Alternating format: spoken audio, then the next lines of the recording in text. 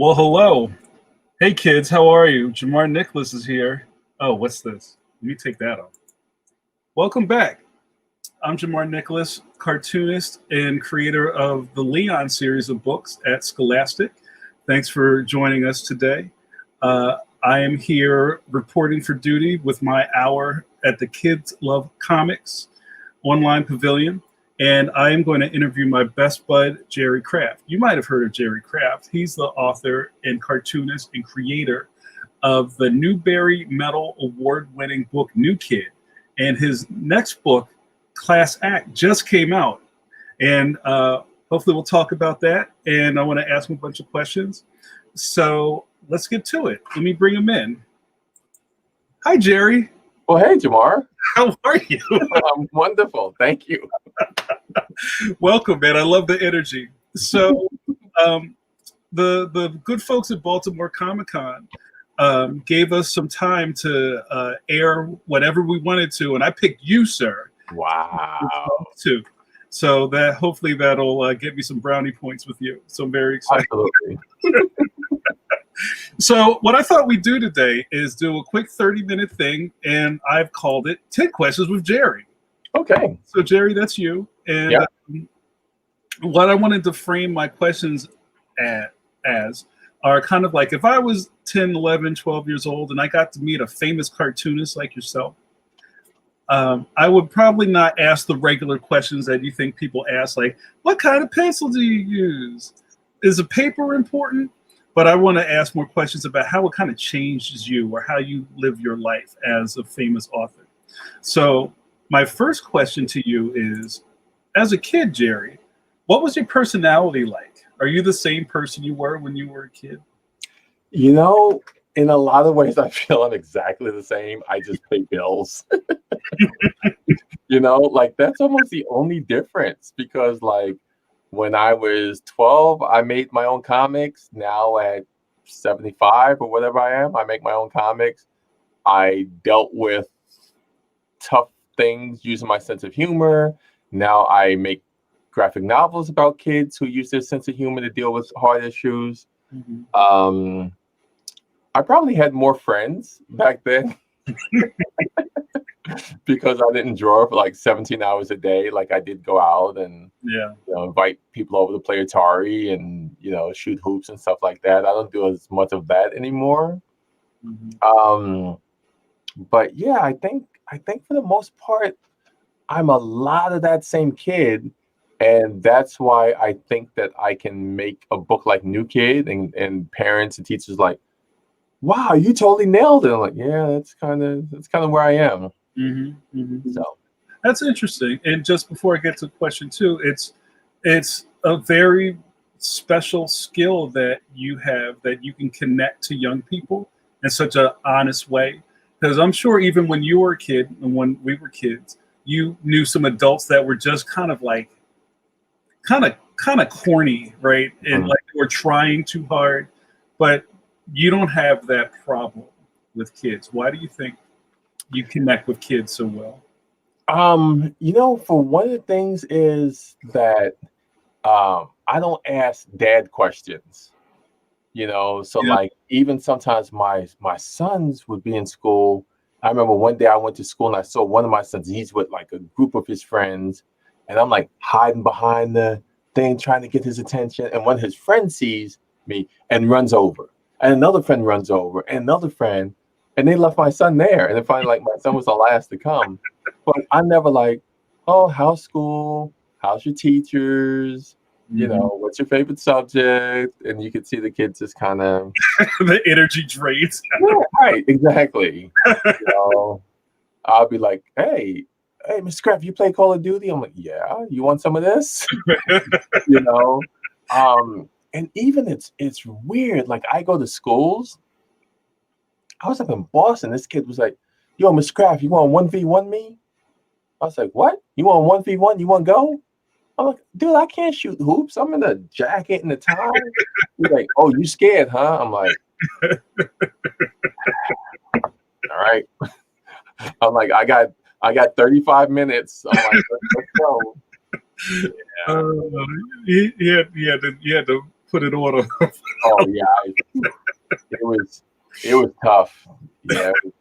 Yeah, he's like. Then they asked him, "Oh, so who won?" And he's like, "Well, see, and I let him off. I was like, "Oh no, he had to go because of." But I'm like, I looked at him like, yeah, you know. See what happened was. It's like, yeah, good thing you had your backpack because Mr. Kraft just took you to school. Nice. All right, Jerry, let's go to the next one. This is great. Number 2, what was the moment that you knew you wanted to be an artist? Did you have that light bulb moment? Or No, I just always like when I do school things, I always show like comic books that I made as a kid. And like I remember when my brother was like in the Marines stationed in Okinawa, we'd go to see movies, like me and my parents, and I'd come back and draw the movie in comic strip form and mail that to him. Wow.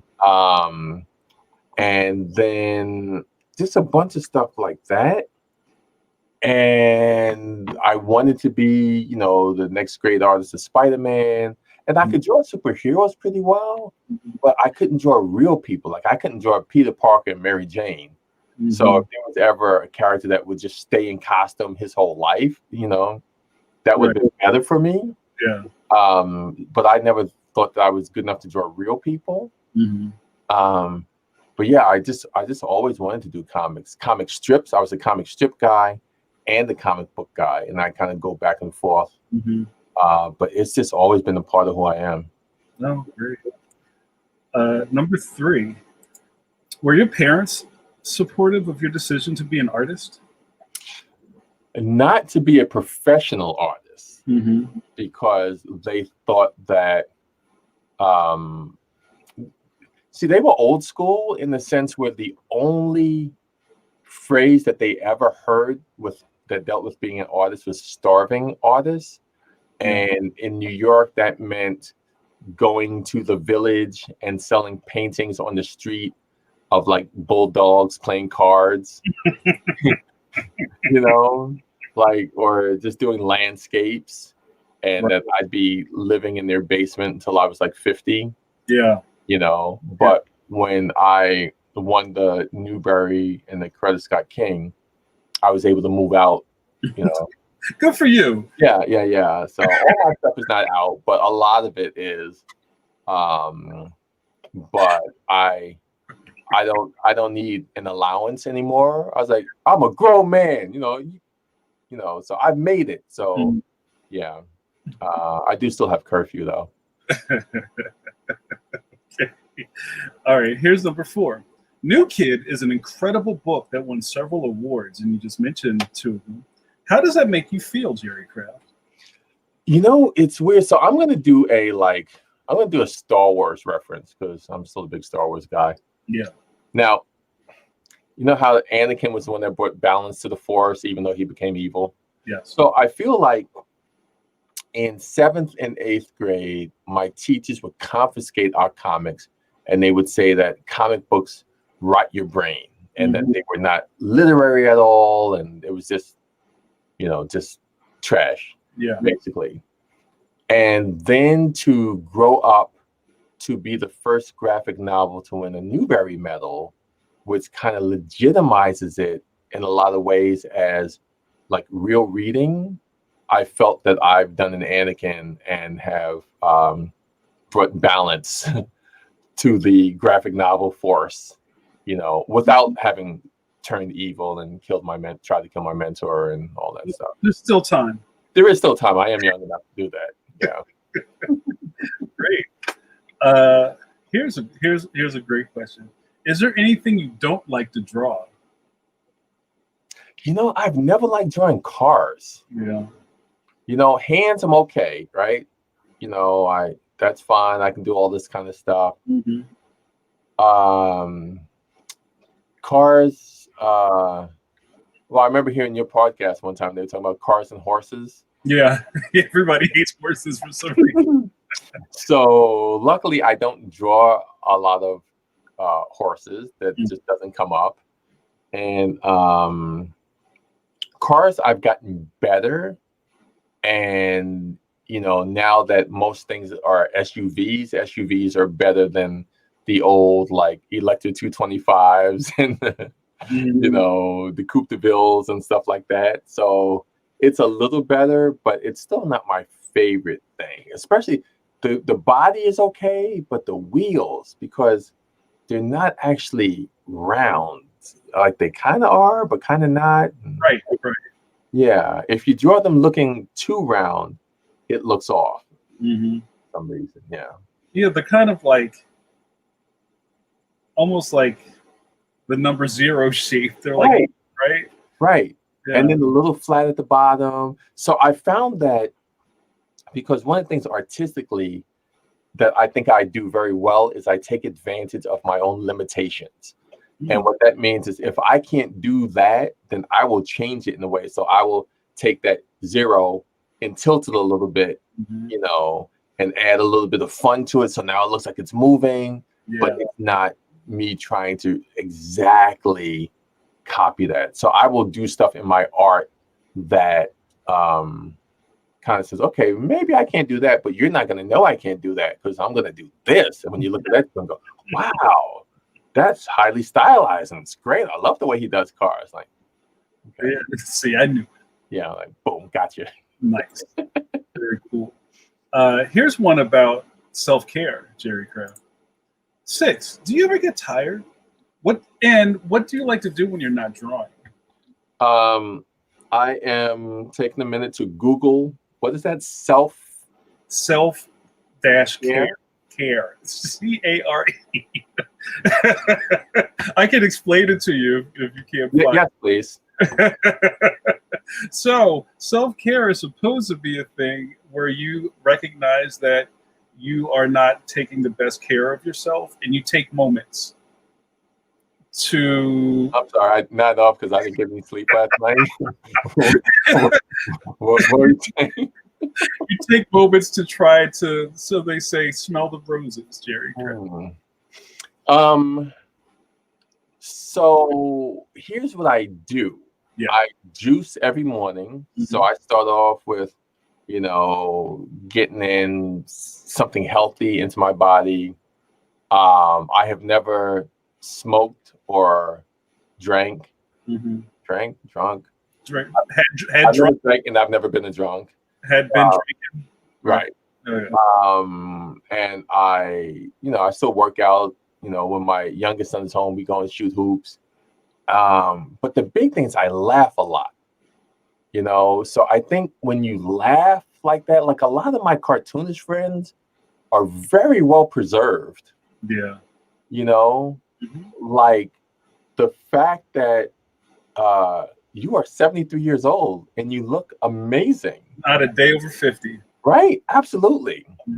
And it's just, I think that's a huge thing when you laugh and you deal with stuff with humor. Yeah. Like, that to me is medicinal in a sense, like, I don't feel like I have slowed down a lot. So when I do have to get out there and, take some kid out on the basketball court, I'm still in good enough shape to do it.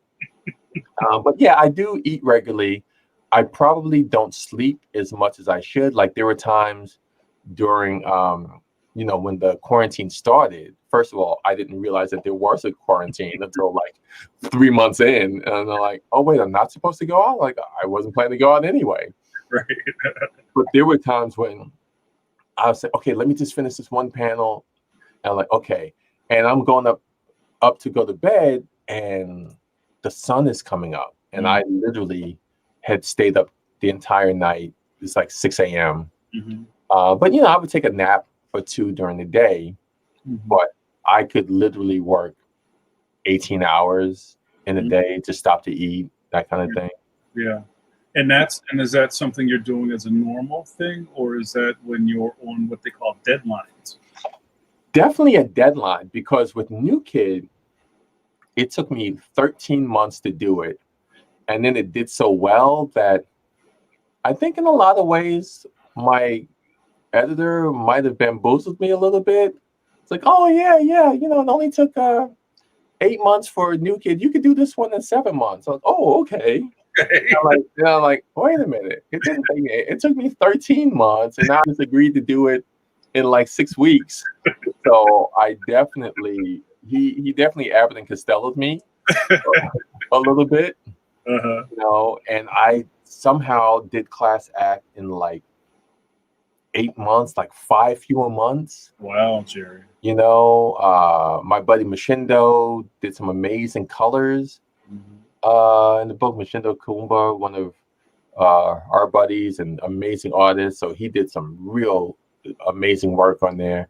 But so definitely when I'm in deadline mode, that's like an 18-hour day. Now I'm in about 8-hour days of like story arcing and starting to write book 3 and a lot of answering emails now and doing Zooms and interviews. Yeah. Just like this one. Well, it sounds like you don't have a lot of time to not be drawing. So is sleep probably what you like to do when you're not awake? I actually just took a nap like an hour ago.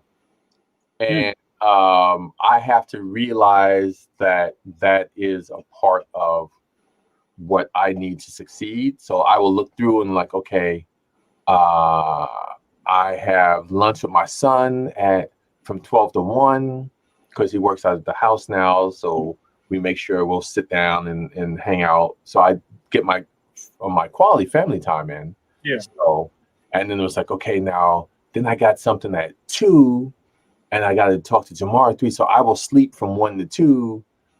So knowing that so I can function. Yeah.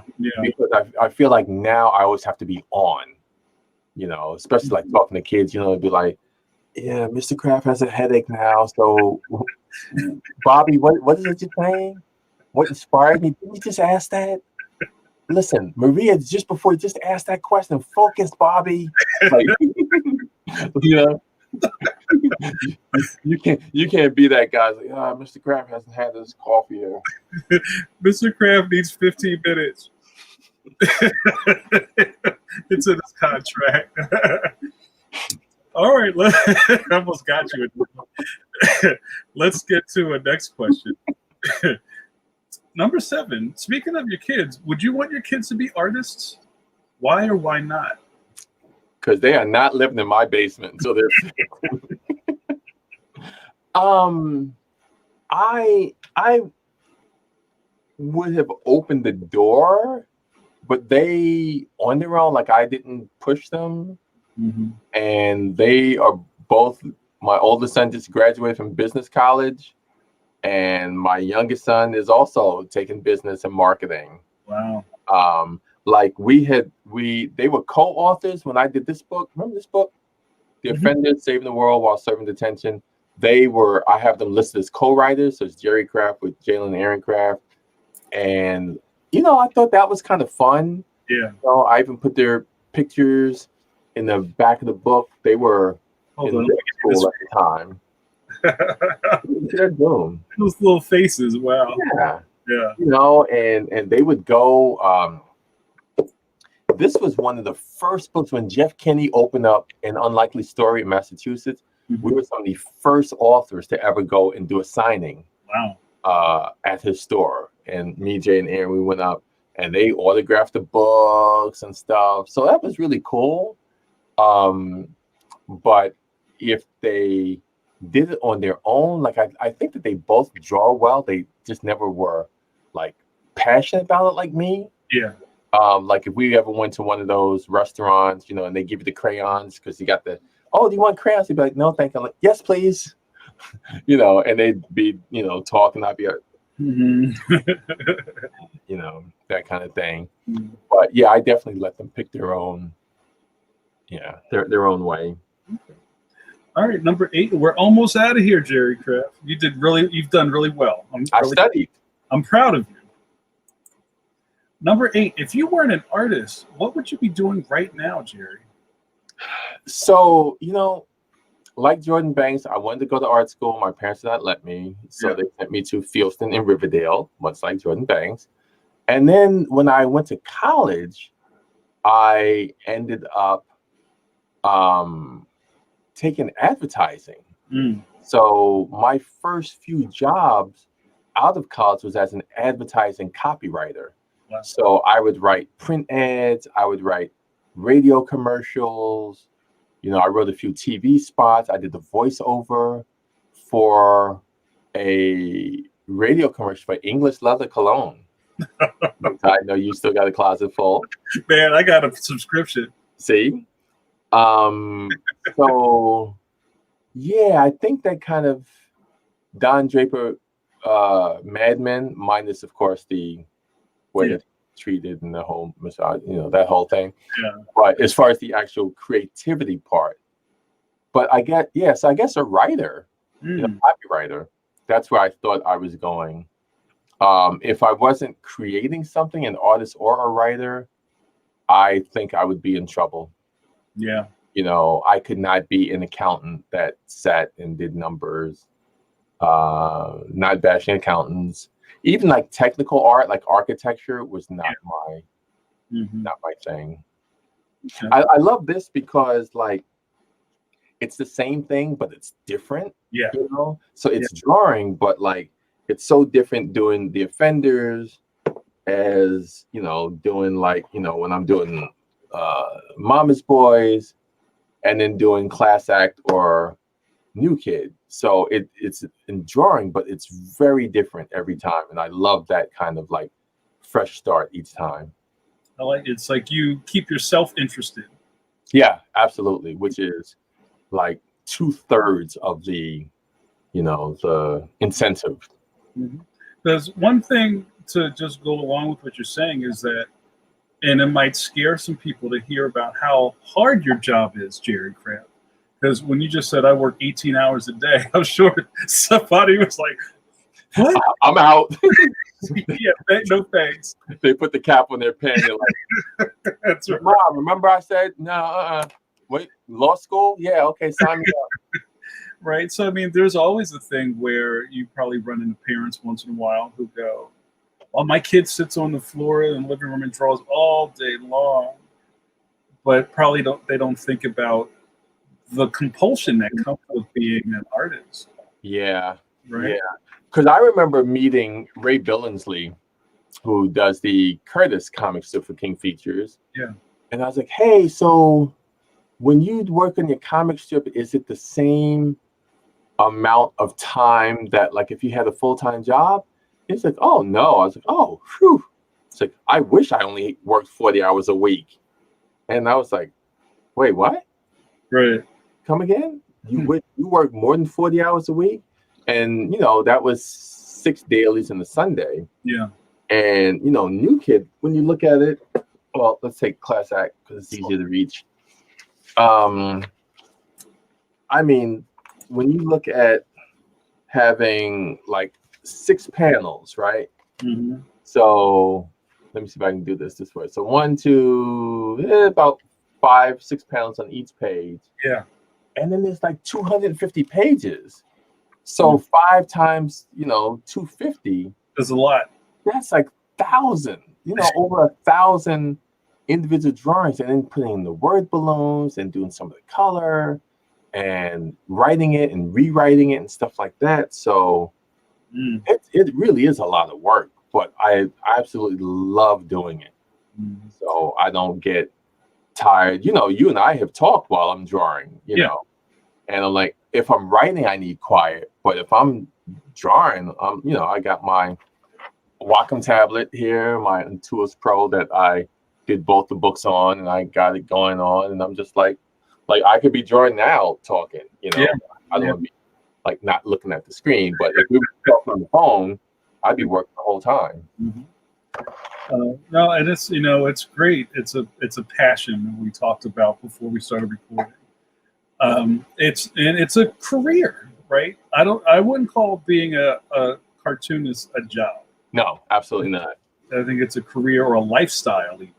Yeah. Yeah, both of those. So, all right, let's start to wrap this up. Let's go to number 9 and talking about parents a little bit, Jerry. What would you tell a parent who didn't want their kid to become an artist? So I remember um, being on the panel at the Schaumburg Black Comic Book Festival, Mm-hmm. and a mom stood up and said, "My son is always drawing, reading comics, drawing, blah, blah, blah, blah, blah. And I'm always trying to tell him to stop, and he needs to read a real book, and he needs to do this, and he needs to do that. And now that I see you up there on stage, you might have even been up on the panel with me. Mm-hmm. Now that I see you and what you create and what you do for kids, when I go home, I'm going to apologize to him and ask him what he needs for me to encourage him." So that was, it was weird that she hadn't brought him in the first place. Where was the kid? Yeah, I thought that was a little strange. But, Right. but the fact that at least the kid will get an apology, and she won't hide his Crayolas anymore, I think is at least something. But the other thing is, like, winning the Newbery is obviously amazing for me personally. So the Newbery has been around for almost 100 years. Oh, can we see it? What do you think? I just carry this thing around with me? Let's see it, Jerry Craig. All right. Go drop it. All right. So heavy. That's the actual. What? That's Yeah, amazing. Look at that. Yeah. Wow. So that is the actual medal that so when you see the book itself, so this is the over. There you go. There you go. So that's the Newbery, and the bottom one is the Coretta Scott King Author Award. Wow. Right. Mm-hmm. So I had a bookseller tweet at me that she was in the store and the kid came in with his dad, and the kid was like, "Hey Dad, can I get a graphic novel?" He's like, "Nah, why don't you get a real book?" And the bookseller said, "Excuse me, sir, but did you know that a graphic novel just won the Newbery Medal for the most outstanding contribution to American literature for children?" And he was like, "Oh, okay. Well, in that case, get whatever you want." He was like, "Yes," that kind of thing. And that knowing that I helped some parent give his kid a break, because well, here's a question for you. Were you a reader as a kid? Did I what? Were you a reader? Yeah, I love reading. See, I did not. I hated reading. I love reading. Yeah, I was a young reader. Like I had reports that I would read my grandmother the newspaper at 3. Wow, that's impressive. Yeah, and now look at me. But well, go ahead. Like, I read Marvel comics, but even then, like, if I was reading Spider-Man, I didn't want to read the whole Spider-Man talking to, like, Peter Parker, having gelato with Mary Jane or talking to Aunt May. I'm like, can you get to the part where Dr. Octopus comes in? Right? So I interested in the other stuff, right? Yeah, I wasn't enjoying that. And I think especially with books, a lot of books, especially when we were kids, like, we didn't have Kwame Alexander, Jason Reynolds, Eric Velasquez. We didn't have Leon, Protector of the Playground, or Jordan Banks in New Kid. So a lot of it was like, like slavery books, like the kids that look like us were like runaway slaves or running from, the civil rights movement, or running from gangs, or running from the police. And, I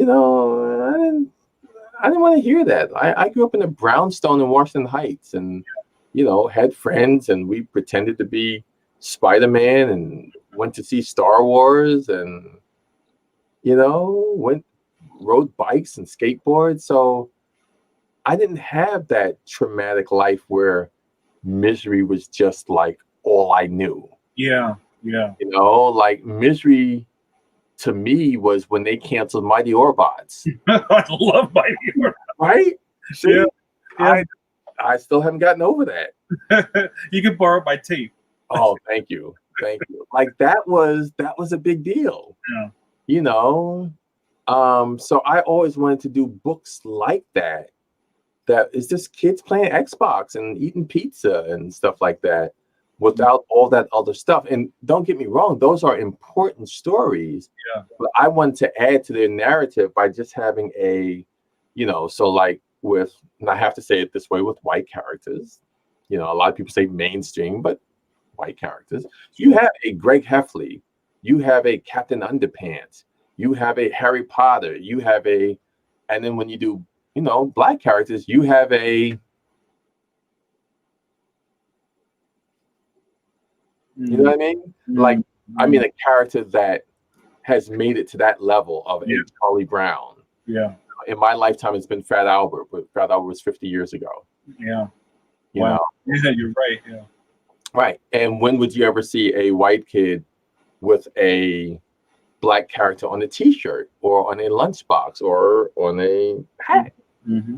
It just didn't happen. So my goal was always, how do you make these iconic characters, African-American characters, that are just accepted by humanity? Yeah. Not like, oh, that's, I don't want my kid reading that because they don't understand. Mm-hmm. Right. So that has always been my my goal. And what people don't know, because they think that I came out of nowhere with New Kid, like over like 20 years, I did like 3,000 books. Look at that. Look at the stack, Jerry Craft. Yeah, so I mean, these are like picture books and graphic novels. Like my first Mama's Boys book, I published this in 1997. Mm-hmm. Mm-hmm. So that was like there you go. There you go. Long time ago. Again, a mom with her 2 teenage sons, uncle and grandfather, and they run a family bookstore. Yeah. And I know that's what you want to do with Leon, is you just want to have regular kids and with some humor and some silly stuff and some corny jokes and some funny jokes, and like our kids deserve that. All kids deserve to see us in that light.